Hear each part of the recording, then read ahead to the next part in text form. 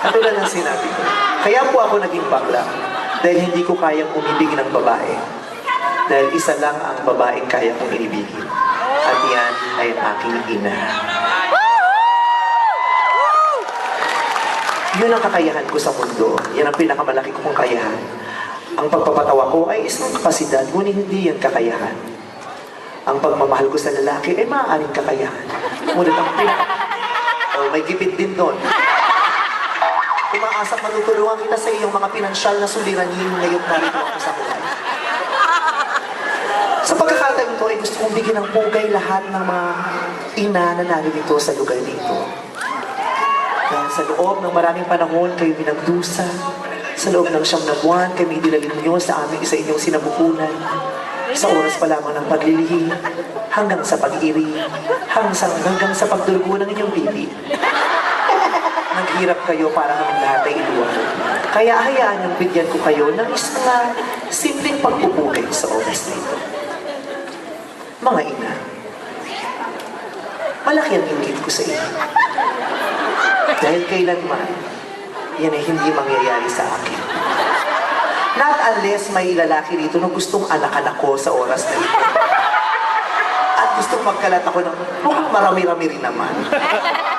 Itong nasa harapan ko, prospect ko na ito kanina. Ano na?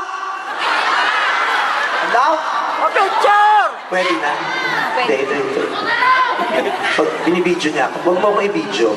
Bawal yan. Bawal ang video karera sa Pilipinas. Kayo may mga lalaki. Parang may nag-wedding dun sa taas. Ano ang problema mo? Makyo ka.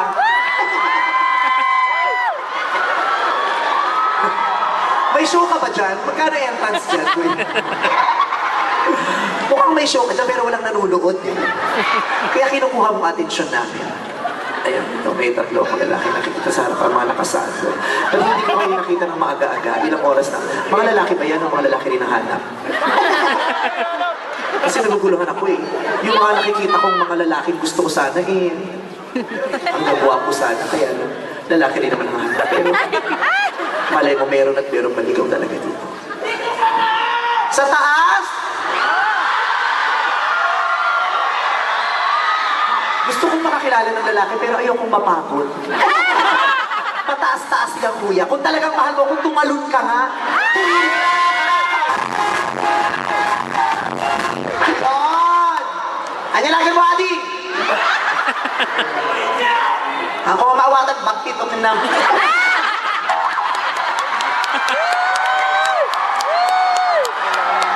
Ano ba, ang nanay ko po ay Ilocano, siya ay taga-La Union. Taga-La Union kayo? Taga-San Juan, La Union ang nanay ko. At ang unang boyfriend ko ay Ilocano. Nakakaintindi na minsan may mga naiintindihan ako, nauunawa ang mga salitang Ilocano, pero hindi ko kayang magsalita ng dire-diretsong Ilocano. Pero nauunawa ako naman kahit pa paano. Ang unang boyfriend ko ay Ilocano. Hindi naman siya kuripot, pero matipid. Guys, nagpintas ka! Ha? Nagpintas ka! Ibigyan ko kayo ng sample. Yung boyfriend kong Ilocano, tuwing nag-uusap kami, Ilocano ang dialekto ginagamit. Owe! Talaka kita!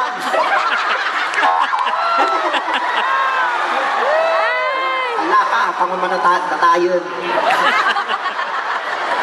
May mga sinasabi yung boyfriend ko, lalo na pag nung anniversary namin, pag nag-make love kami, kaya hindi ko maintindihan. Oo. Sabi sa akin, ika, nag-igot yun, nag-igot yun,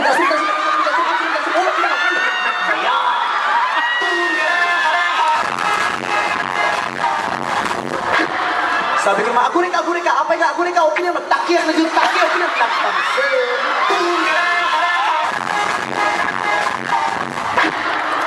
ang hira. Hindi ko na maintindihan, ang tipid-tipid pa. Pag sinusubo ka kayo ng buong ulo muna kasi may pinaglalaanan ka.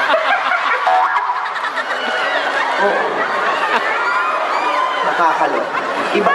Inikot ko ang buong Pilipinas para makahanap ng isang lalaking iibigin ko, pero hanggang ngayon hindi pa talaga ako nakakakuha ng perfect man for me. Pagkatapos ng La Union, kung saan ako nakarating, nagpunta pa ako ng Batangas. May mga Batanggenyo pa rito. Ang dami, mga 8 lang. Ang pangalawa ko naging boyfriend Batanggenyo. Matapang, barako, brusko. Oo, kakaloka. Pag nakikita ko yung katawan niya, nag-iinit talaga ako, nanginginig ako. Eh, nung anniversary namin, sabi niya, ito ng araw ng pagliliig. Ito ng araw ko sa magsasanib ang ating katawan at lakas. At dahil naman mahal ko siya, pinagbigyan ko siya. Hinubalan ko na ang sarili ko. Habang unti-unti ko tinatagal ang aking sablot, siya nakatitig lamang sa akin. Sabi ko, ito ng araw ko sa makakatikim ako ng brusko, barakong Batanggen. Tumuwad na ako ng daan. Pagtuwad ko, ipinasok niya na, aray, ang sakit! Napasigaw ako! Aray, duguan ako. Pagtingin ko, balisong pala yung pinapasok.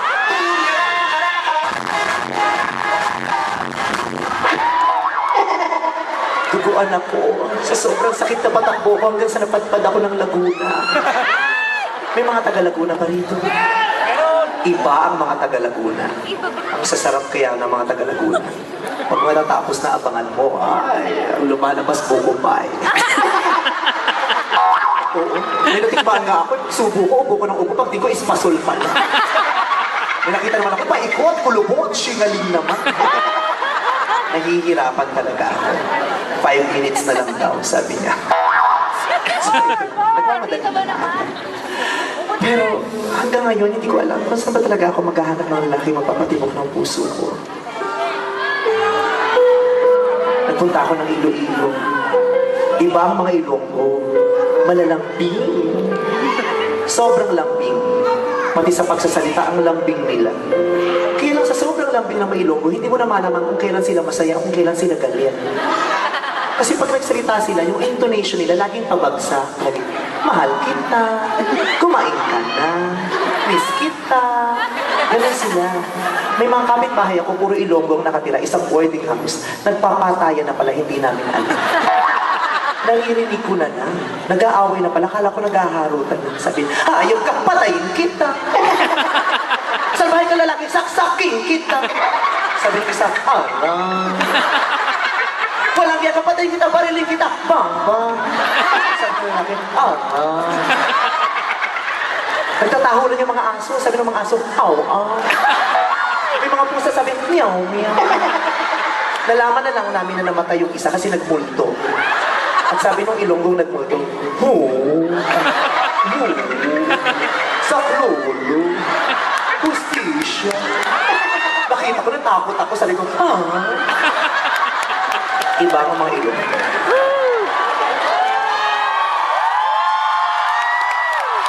Pero mababait talaga sila. Alam mo kung bakit mababait ang mga Pilipino? Dahil mababait ang mga inang Pilipina.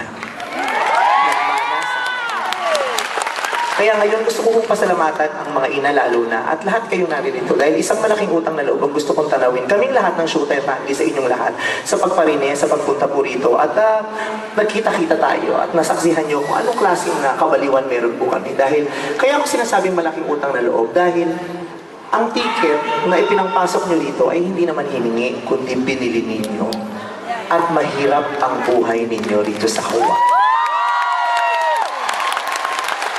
Isang malaking katarantaduhan kung sasabihin natin ng mga OFWs o ang mga Pilipino o mga kapamilya natin sa ibang bansa, ang sarap-sarap ng mga buhay. Hindi totoo yan. At yan ay isang bagay na hindi nauunawaan ng mga nasa Maynila. Akala nila, pag nag-abroad, mayaman, nakakaluwag-luwag, maginhawa. Pero hindi nila alam kung anong hirap sa Pilipinas, mas mahirap pa nga dito dahil kailangan mong magtrabaho. Sa Pilipinas, pwede kang tumambay.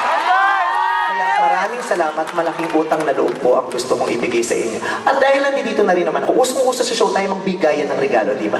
Magbibigay ako ng mga t-shirt para sa mga natatanging ina na naririto. Nasa iyo mga t-shirt. Itaas ang kamay lahat ng mga ina. Ano, walang ama? Parang lahat nagtaas ng kamay. Saan yung kaya? Nakalagay po sa t-shirt ko kasi my biggest fan is my nanay. Kahit anong sama ng paningin sa akin ng buong mundo, ako pa rin ang pinakamagandang bakla para sa nanay ko. kahit anong sama ng sinasabi sa akin ng buong mundo, maganda pa rin ang maririnig ko sa nanay ko. Dahil I am nanay's superstar. At dahil I am nanay's superstar, gusto kong sabihin sa lahat ng mga nanay, no, I am not the superstar. Because nanay is the real star. Kaya sa lahat ng mga nanay, belated Happy Mother's Day.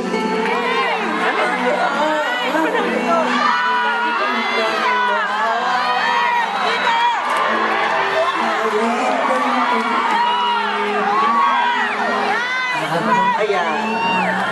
Siyempre, hindi naman po pwedeng kabaliwan lang, di ba? Kabalbalan lang. Kailangan yung maparamdam din namin sa inyo kung gano'n naman pinabutan kami. Do you wanna take this back? May bago na ganyan? Yeah. Bago na? Yeah, I appreciate it, but you need to dress up. Ang laki na... Nagpipils ka ba dati, kuya? Ang laki na... Ano pong pangalan niyo? What? Oh, you're not Filipino. I am, but I don't understand. You don't understand why, don't you have Filipino friends here in Hawaii? I do. My wife can speak right there. Your wife does not teach you the Philippine language. Oh, ano ba? Hindi kasi tatagalog ka, tanga-tanga ka. Hindi ko I have been telling them the generosity of the Filipinos here in Hawaii. Taray ng nipples parang kompas. Nakaturo sa hilagang silangan. What is your name? Len. What? Len. Len? Len? What's your last name? Todd? Len Todd? Len what? Antonio. Len Antonio. Thank you for liking me, but I like your husband more.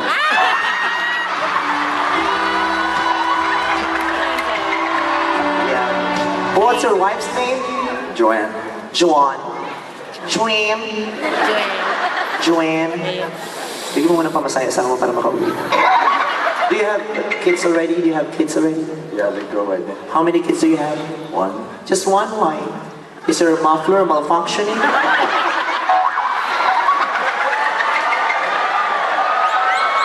You've got a nice body, you've got a beautiful wife, and you only have a kid? Why is that? Because I'm sterile. Ano daw? Yun ang nakusiga. I'm sorry, I didn't get it. I'm sterile. You're sterile. Sterile. Sterile pala to. But what are you playing with there? Why are your both hands inside your pocket? What's inside there?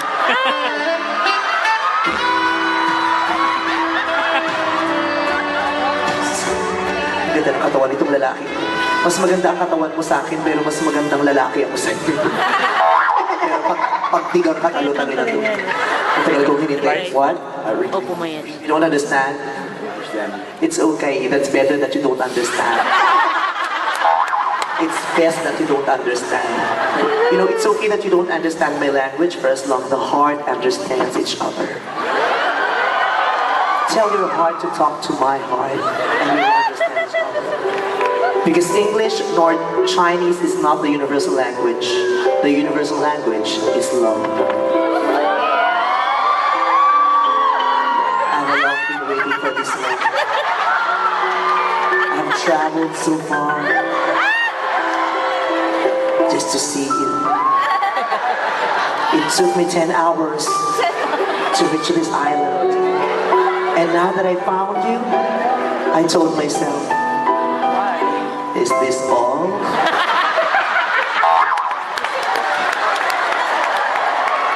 Is this all I am worth? No. Maraming salamat po. Thank you so much. Is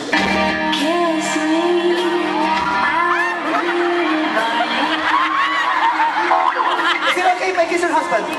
Wait up. I have to kiss you as a sign of worldwide brotherhood and peace. Ay, baliktad kuya. Ako dapat yan. Is it okay if I kiss you? Where? Don't ask me where. You decide. Oh my goodness. Don't do that. It's beyond. It's against Philippine culture and tradition. What? There's nothing wrong if I kiss you. You know, there's nothing wrong with that. We're both guys. But I have to even longer, babe. Okay. Is it okay? Just one kiss. Not here. Come on. What is so wrong with a kiss? A kiss is just a position of two orbicularis muscles that gives an extraordinary sensation to the tip of the tongue down to the testicles of the man and the ovary of the woman that will lead to ejaculation and ovulation, especially if the girl has delayed menstruation. Yeah, let's get it.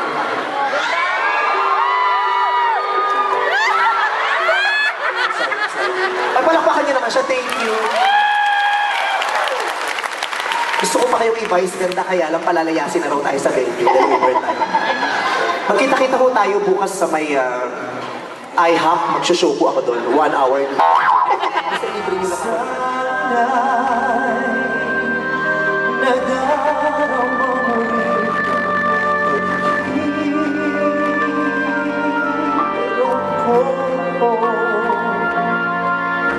At sana'y pakinggan ang iusap ko sa'yo.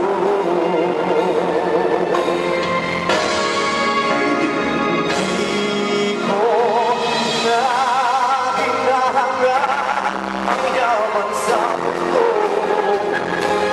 Pagmamahal mo lang ang daming hinahanap ko. Maaari ba sana'y patawarin mo ako hanggang tayong dalawa ay isa-isa. Huwag magkita kung ako'y hindi na naghihintay saan man kapalit ng kinalay mo pag-ibig. Kulang man ang iyong pagtingin, ang lahat sa'yo'y ibibigay kahit di mo man pinapansin.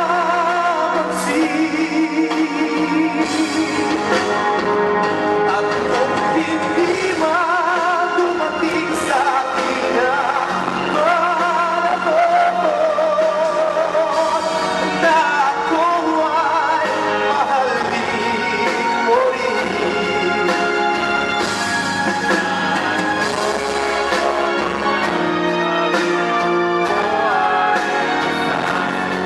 Sa dapat buwang mula ba ngayon na ikaw ay aking mahalin? Malayo pa umaga, malayo pa umaga, malayo pa ang umaga, kahit sa dilim naghihintay pa rin. Asa bukas ay may liwanag sa aking buhay. Umaga ko'y aking inihintay. Malayo pa umaga, di matanaw ang pag-asa. Hanggang kailan matitiis ang paghihirap ko, at sa dilim hinahanap ang pag-asa.